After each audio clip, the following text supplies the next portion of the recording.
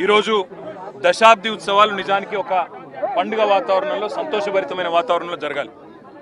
మరి 10 ఏళ్లలో సాధించిన ప్రగతిని కాదని, 10 ఏళ్లలో జరిగిన పనిని కాదని, అభివృద్ధిని గుర్తించలేని ఒక మూర్ఖ మొండి వైఖరితో కేవలం కేసీఆర్ గారికి పేరు రాకూడదు, కేసీఆర్ గారి పేరు వినబడకూడదు అనే ఒక మూర్ఖపు ఆలోచనతో కాంగ్రెస్ ప్రభుత్వం ఏదైతే ఉందో ఇవాళ గత 10 ఏళ్లలో జరిగిన ప్రగతిని కానరానియకుండా, గత 10 ఏళ్లలో జరిగిన పనిని కానరానియకుండా కొన్ని మూర్ఖపు నిర్ణయాలు తీసుకుంటా ఉంది.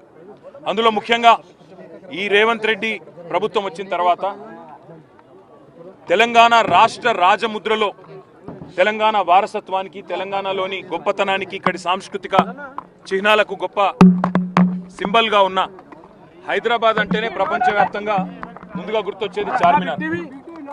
బ్రహ్మాండంగా చార్మినార్ ఒకటే కాదు, ఇవాళ తెలంగాణ అంటేనే గుర్తొచ్చేది కాకతీయ వారసత్వానికి చిహ్నంగా ఉన్న కాకతీయ కళాతోరణం. హైదరాబాద్ తెలంగాణకి మొదటి ప్రాముఖ్యత కలిగిన పట్టణం అయితే, రెండవ ప్రాముఖ్యత కలిగిన పట్టణం, సెకండ్ లార్జెస్ట్ సిటీ వరంగల్.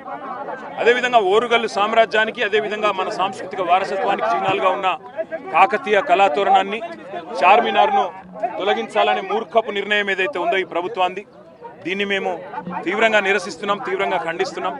చార్మినార్ను తొలగించడం అంటే ప్రతి హైదరాబాద్ని అవమానించడమే, ప్రతి ఒక్కరిని కూడా తప్పకుండా అగౌరవపరిచినట్టే అవుతుంది.